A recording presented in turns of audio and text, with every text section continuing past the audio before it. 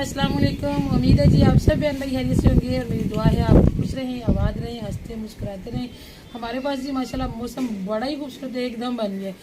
दिन में इतनी शदीद धूप थी ना, बच्चे स्कूल से आए हैं तो कहते हैं मम्मा जी इतनी गर्मी है, और अभी बैठ के खाना खाने लगे हैं तो एकदम से ना वो रोशनदान में से ना कुछ पानी गिरने की, बच्चे हैरान हो गए मम्मा जी कहीं पानी गिर रहा है पानी। तो देखा तो जनाब बारिश थी। तो अल्लाह का शुक्र है, उसके बाद हवा भी चल रही है और बादल अभी भी आ रहे हैं। तो जब हवा चलती है तो मौसम बड़ा ही खुशगवार हो जाता है। और आज जी हम रख के बैठे हैं एक बड़ी ही ज़बरदस्त किस्म की चीज़, और इसके पीछे एक कहानी है, वो भी हम आपके साथ शेयर करेंगे। फिलहाल मैं और शाहजेब इसकी कटिंग करने लगे हैं। बिस्मिल्लाह।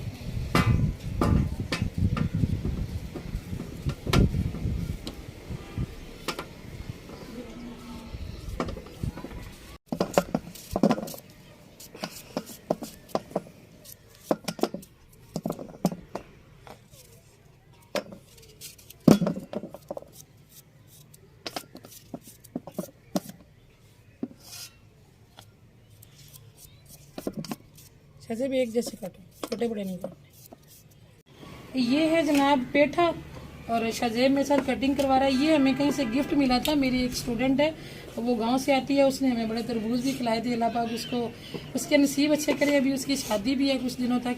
तो ये हमें वो दे के गई थी कोई 15-20 दिन पहले। तो ये आज हमने खोला है, तो एक साइड से कहीं से ना ख़राब हो गया था। तो इकबाल साहब कहते हैं कि इसे जल्दी से बना लो, इससे पहले कि सनम का दिया हुआ गिफ्ट जो वो बिल्कुल ख़राब हो जाए। तो अभी वैसे तरफ भी हमारे पास आके बैठ गए, और हैदर का दिल कर रहा है कि मैं भी कटिंग करूं, लेकिन हमारे पास छुरियाँ दो हैं फिलहाल। अभी मैं कुछ और करूँगी ना, फिर आप हाथ धो के आप भी काट लेना भाई के साथ।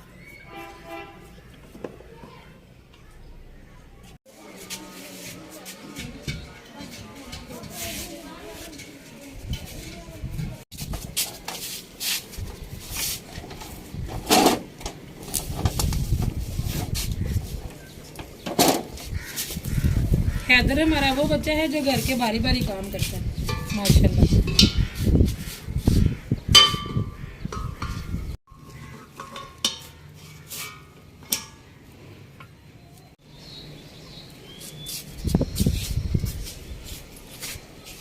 मुझे सिलेंडर का ये जो रेगुलेटर लगाना अवैस हैदर ने सिखाया, मुझे अब तक नहीं आता था।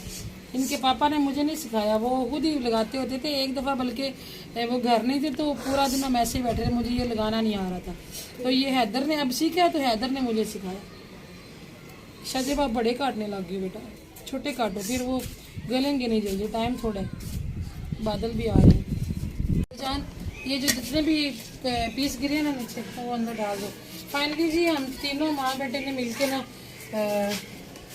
जो है क्या इसे कहते हैं पेठा, वो काट लिया बारीक बारीक, हमने पीस कर लिए। और मैं फातिमा ने यहाँ पे पानी गर्म होने के लिए रख दिया था। शाहजेब उतार रहे कपड़े। तो आप लोग कहेंगे कि कलीन के ऊपर जो है वो कपड़े डाले हुए थे, तो कलीन को जी हमने बड़े ही अच्छे तरीके से सर्फ डाल के धोया था, और इतना हमने यूज़ भी नहीं किया। चंद दिनों के लिए हमने डाला था, और हम जूते उतार के जाते थे, और फिर जो है वो दरवाजे लगने लग गए, तो दरवाज़ों का बुरा इसमें फंस गया, तो हमने उठा के रख दिया था। तो इसलिए फिर इकबाल साहब भी अभी मेरे साथ लगे हुए थे, तो वो इधर भी कपड़े डाल के चले गए। शाहजेब एक वो ये पोना ले आओ पकड़ने वाला, इसका हैंडल भी ऊपर नहीं है तो गर्म हुआ हुआ है। बिस्मिल्लाहिर्रहमानिर्रहीम। हवा तो चल रही है, लेकिन नीचे इतना हब सा बना हुआ था, और वैसे भी इस पे लगेगा टाइम, तो खड़े होके जो बनाना मेरे लिए मुश्किल हो रहा था, इसलिए मैंने कहा कि ऊपर ही चले जाते हैं। और ऊपर हम जिस दिन से अम्मी लोग गए ना, हम आ नहीं रहे थे, तो अब इतना बेरौनक सा लगता है ना ऊपर वाला एरिया, ऐसे लगता ही नहीं है कि ये कोई घर है। ऊपर आते तो बड़ा वीरान सा लगता है। चलें जी, अल्लाह पाक उन्हें अपने घर में बसना नसीब करे, और हम जल्दी से ये से डाल लेते हैं। इसको हमने अच्छे तरीके से गलाना है।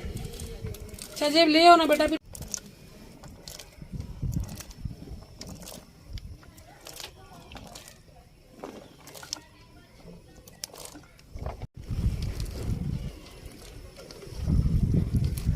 माशाल्लाह जी देख जा हमारा भर गया। अभी हमारा ये समझ ले कि तीसरा हिस्सा पेठा निकला। 2 हिस्से जो है ना वो मैंने नहीं डाले, मेरी तसल्ली नहीं हुई, तो इसलिए फिर मैंने वो बस वो कहाँ दाबड़ा भर के रखा हुआ, शायद इकबाल सब ले गए हैं। कहते हैं कि दिखाते हैं किसी को जानवरों ने खा लिया तो ठीक है, नहीं तो फिर फेंक आएंगे।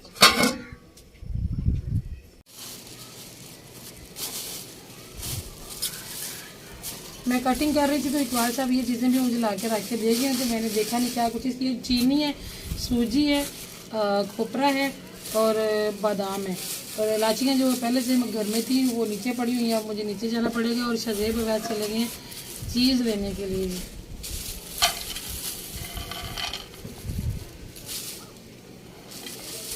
इनको एक दफ़ा धो लेती हूँ अच्छे तरीके से, फिर उसके बाद बादामों की मैं कटिंग कर लूँगी, क्योंकि इतने बड़े बड़े बादाम बड़े साइज़ के नहीं डालने हैं, तो अगर इनको कूटूँगी तो ज़्यादा बारीक हो जाएंगे। इसलिए फिर मैं इसको साथ साथ बच्चों को साथ लगा कर तो इसकी छुरी से कटिंग करूँगी, तो मुझे बड़े अच्छे लगते हैं।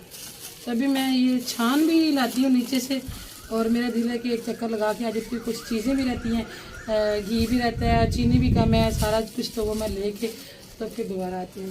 चलिए, ये बादामों की मैंने कटिंग कर ली क्योंकि अजान हो रही थी, और जो पेटा हमारा अभी तक बिल्कुल गलने का नाम नहीं है। और आज मेरे बाजू भी इतनी शदीद दर्द कर रहे हैं क्योंकि मैंने बहुत सारे कपड़े हाथ से धोए हैं। मशीन ऊपर पड़ी हुई थी तो ऊपर इतनी शदीद धूप थी, फिर मुझसे आया नहीं गया, तो मैंने नीचे बैठ के अपने बाथरूम में हाथ से धो लिए। तो पेठा आज इसलिए बनाना पड़ा जी। मैं फातिमा कह रही मामा आपने ये तो बताया नहीं कि पेठे की कहानी क्या बनी है।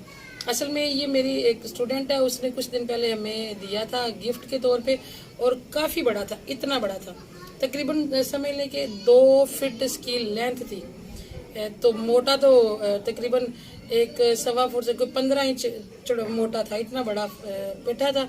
तो मेरा ये ज़हन था कि जब मैं इसको काटूंगी तो मैं इसमें से 2-3 घरों को ना गिफ्ट कर दूंगी आधा, क्योंकि हमारे लिए तो वो बहुत ज़्यादा था। लेकिन अब वो इधर कमरे में रखा हुआ था, पता नहीं उसको कहीं से पानी लगा, कोई बारिशें वारिशें भी होती रही है ना, पानी से ये सेव नहीं रहता। वैसे तो कई महीने भी ये सेव रहता है, लेकिन पानी कहीं लग गया तो जहाँ पे उसकी वो डंडी होती है ना वहाँ पे पानी लग गया, और वहाँ पे तो बड़ा खतरनाक होता है, वहाँ से तो बड़ी जल्दी वो नरम पड़ जाता है। तो वो थोड़ा सा गला हुआ नज़र आया, तो जब हमने उसको खोला तो वो काफ़ी सारा जो है ना वो अंदर से गल चुका था।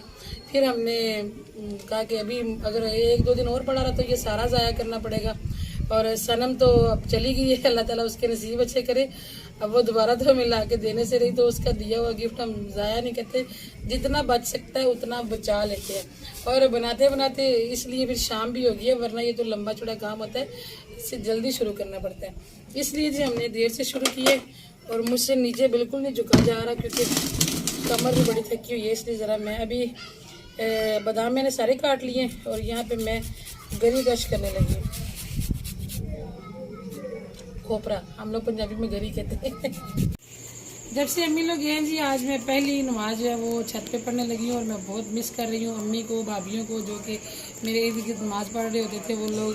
तो आज ही हलवा जो है वो हमारा अभी तक तैयार नहीं हुआ, और मुझे लगता है कि हमें नीचे जाना पड़ेगा क्योंकि मौसम जो है ना वो काफ़ी ख़राब हो रहा है, बादल भी गरज रहे हैं, दूर से कहीं से आवाज़ आ रही है। अभी यहाँ पे सीन नहीं है, तो मैंने कहा जल्दी से नमाज़ पढ़ लेती हूँ, क्योंकि एक बात से मस्जिद चले गए, और चूल्हा वूल्हा ये सारा उन्हीं की मदद से मैं नीचे लेके जाऊँगी।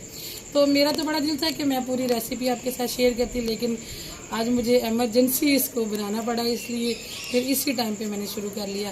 तो रेसिपी बस यही है जी, इसको हम इसका पानी उतारेंगे, जब पेठा गल जाएगा तो फिर इसको अच्छे तरीके से मैश कर लेंगे।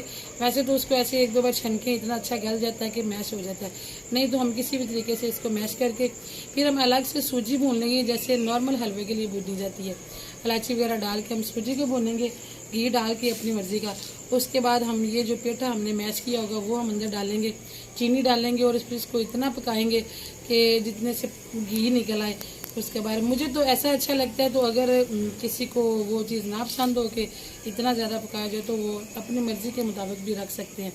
बाकी मैं कोशिश करूँगी कि कल मैं एक शॉर्ट वीडियो बना के आपको इसका फाइनल जो लुक होगा वो दिखा दूँ, लेकिन अभी जी मजबूरी है, मुझे यहाँ पे वीडियो को ख़त्म करना पड़ेगा। मुलाकात होगी जी फिर इंशाल्लाह। दुआ में याद रखिएगा, अपना भी रखिएगा जी, बहुत सारा ख्याल। अल्लाह हाफिज़।